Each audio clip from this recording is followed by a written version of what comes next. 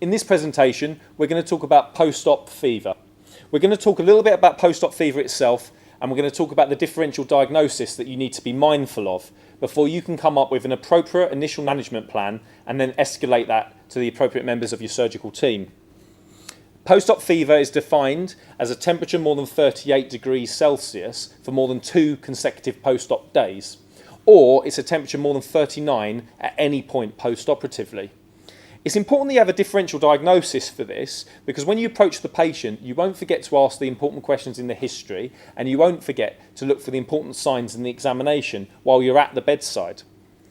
So before we move on, let's have a quick think to ourselves, what's the differential for post-op fever? And let me assure you, it's not just infection. So that's right, there are many possibilities here, and we want to stress that the timeline of presentation is really important for considering your differential.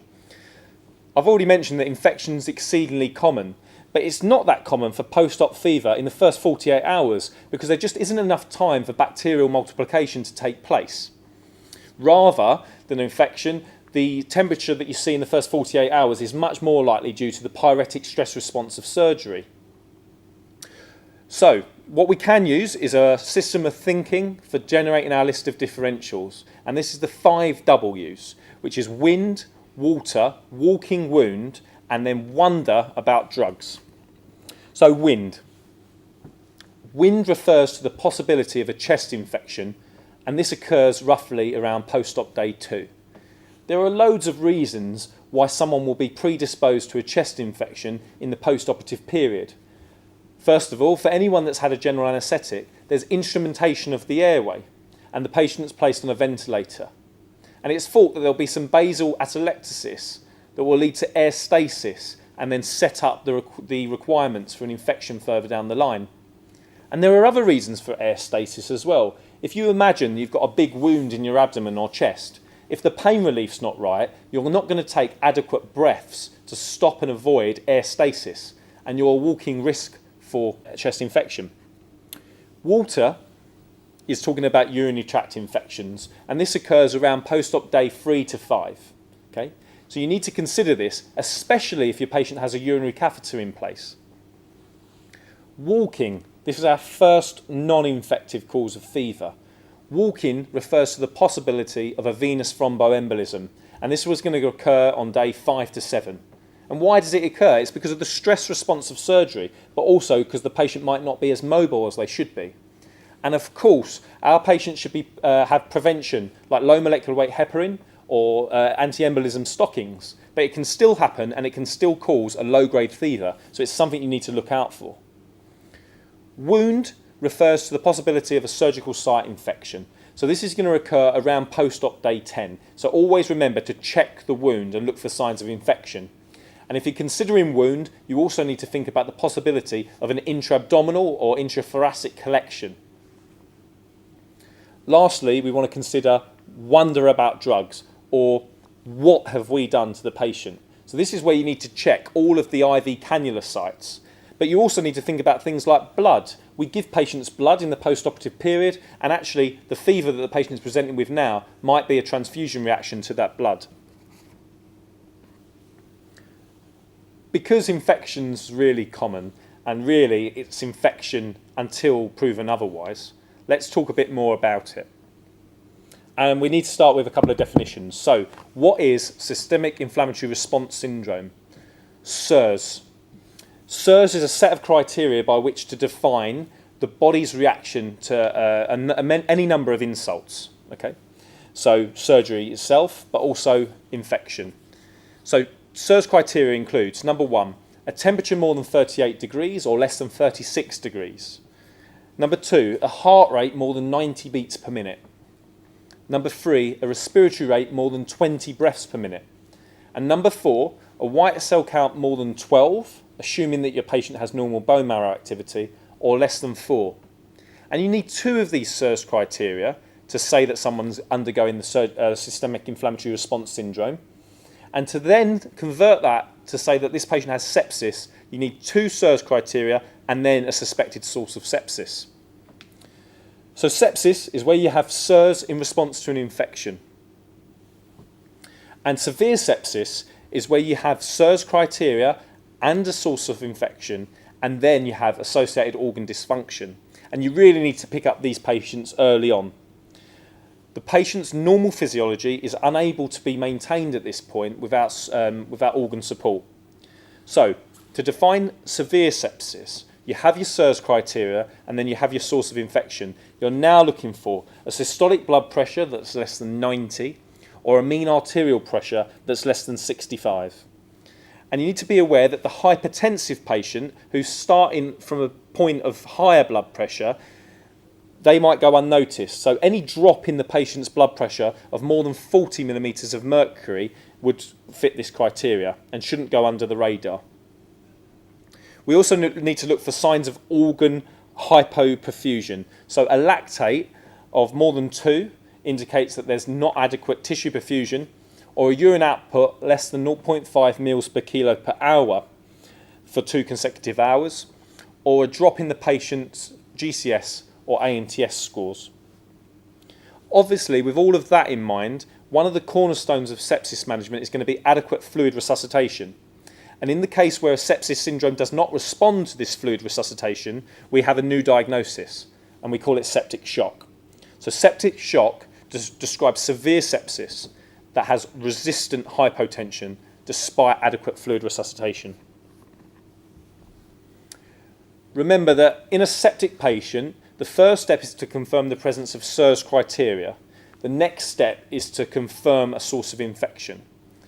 In the post-operative patient, it would be a mistake to consider the wider differential without first ruling out a surgical site infection or collection. And you need to do that with appropriate imaging or surgical exploration. Let us now talk more generally about our clinical assessment of the patient who's post-op having just spiked a temperature. In other words, what are you going to say to them and what are you going to do when you're at their bedside?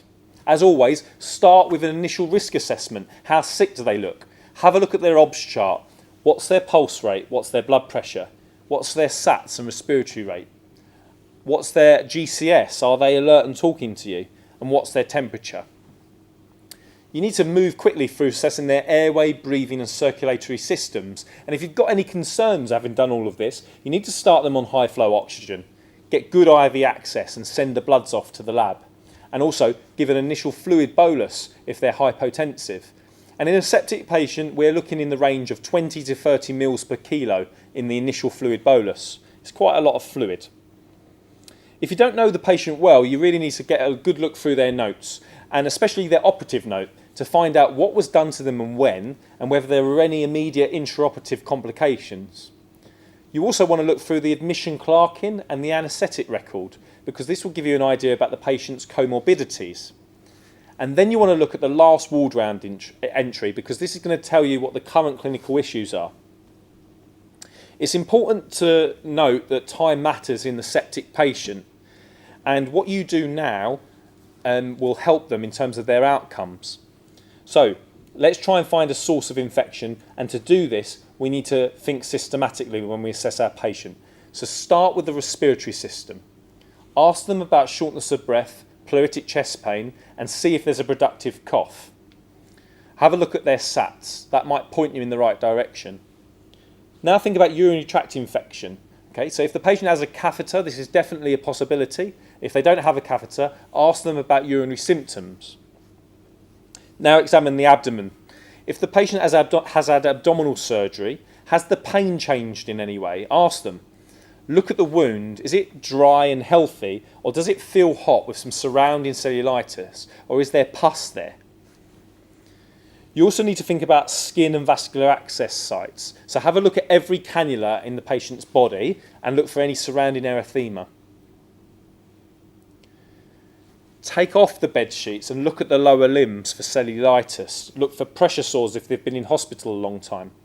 Examine the calves as well now to make sure they're soft and there's no signs of a DVT. Before you leave the bedside, it's important to go through the whole bedside folder. Just leaf through it. Start by looking at the drug chart. Firstly, you need to know if they're currently receiving any antibiotics, and if so, what was the indication and how many days have they been treated on so far. Because if the patient's already been treated for a lower respiratory tract infection and they're now spiking temperatures, perhaps we need to either reconsider the diagnosis, but reculture the patient, but certainly then we need to think about changing the antibiotics, and probably we're going to speak to a microbiologist for advice at this point. Have a look at the stool chart, because you want to know what type they're passing. Type 7 stools recently, and you need to ask yourself about whether this patient's been taking broad spectrum antibiotics and is therefore a risk of a bug like Clostridium difficile. And you want to look at the drug chart to confirm that the patient's actually receiving their VTE prophylaxis. It's all well and good that you've prescribed it, but are they actually getting it? And therefore, are they protected from venous thromboembolism? You remember when it comes to thinking about investigations, we use a system of 5, and we think about bedside tests, blood tests, microbiology and culture, imaging and investigations. In terms of bedside tests, it's really important to monitor the patient's vital signs because hypotension may indicate organ hypoperfusion and therefore organ dysfunction. If the patient becomes hypertensive, it's essential to take a venous blood gas to determine what their plasma lactate level is like. Lactate is a product of anaerobic respiration and metabolism, and it's going to be high if there's end organ or tissue hypoperfusion. It's helpful to get this early on because then it will guide your fluid resuscitation in a septic patient. And for this reason, it's considered as part of most septic care bundles. It's also important to monitor the heart rate.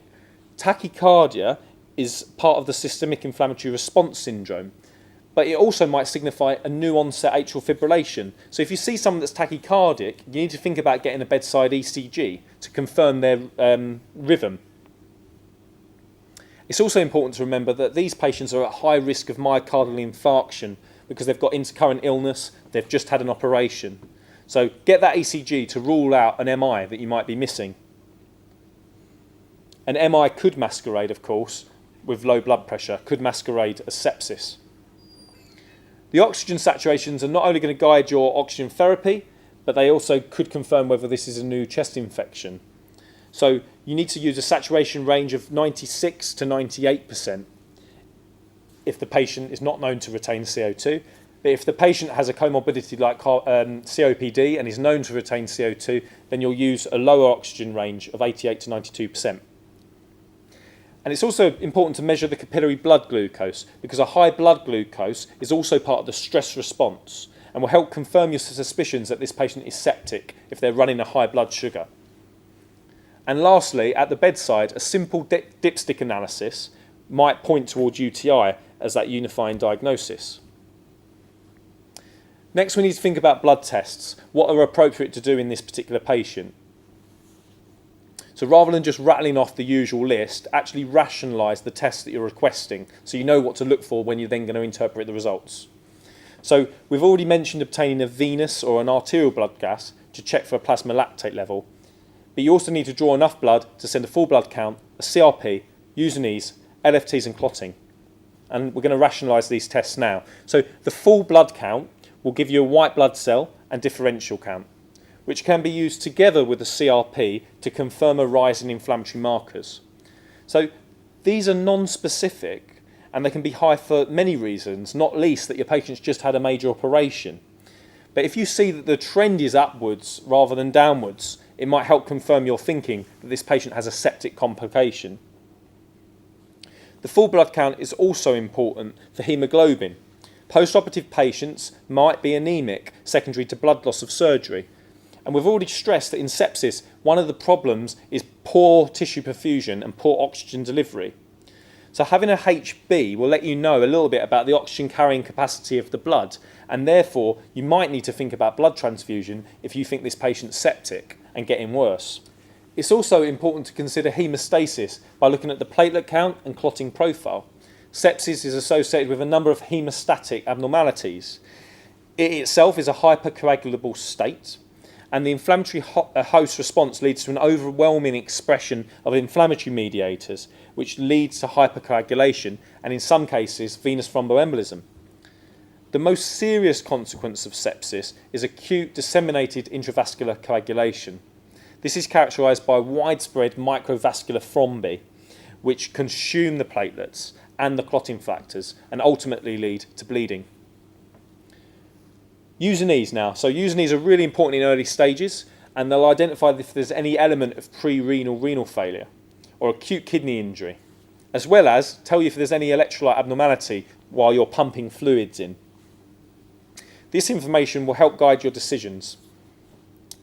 LFTs are useful because they look at the hepatobiliary system and could confirm if there's a source of sepsis there or liver injury as part of an organ multi-dysfunction syndrome. We next come to microbiology and cultures, and this is super important in this patient, so let's spend a bit of time talking about it. You need to get cultures, and preferably before you start antibiotics, because this is going to help identify a bug, and it's going to help refine your antibiotic choices further down the line. So a bit of hard work now getting cultures is really going to pay you dividends further down the patient journey. So as a minimum, you should send blood cultures, urine and wound swabs for any post-op patient that spikes a temperature. If they're producing sputum, we'll also need to send a sputum sample. So this might be difficult, and you can ask a physiotherapist to help you with this, because they can use postural techniques or even airway suctioning to try and get that sputum sample if you really think someone's got a chest infection post-operatively. If you're suspecting line sepsis, either from a central or peripheral cannulae, then you need to send a blood sample for culture from that line, remove the line, and also send the tip of the line to the lab. Moving on to imaging. So in any post-operative patient with suspected sepsis, it's mandatory to obtain a chest x-ray because it's going to be an easier investigation that will help you to prove or rule out a pneumonic process. And it's also something that's really easy for a junior doctor to organise. However, it might also be appropriate to organise more specialist imaging, and I'm specifically thinking about organising an abdominal ultrasound in someone that's just had abdominal surgery to look for a collection, or look for a pyelonephrosis, or to look for common bile duct dilatation. I'm also thinking about early consideration of CT to evaluate for intra-abdominal collection. We're moving on to management, and we're coming to the end of the talk. When thinking about management as a junior doctor, there's only so much you can do yourself before involving your seniors. So think of it almost like a simple checklist so that you know what you're doing when you're there. And you don't just pick up the phone before you've done anything. You are a doctor after all. So think of the 5 things. Does your patient need oxygen? Think about fluid balance. Should you be given IV fluids? Should you start a fluid balance chart if one's not already started? And does your patient need a urinary catheter? Number 3 is for drugs, and there are 3 drugs that you need to be thinking about.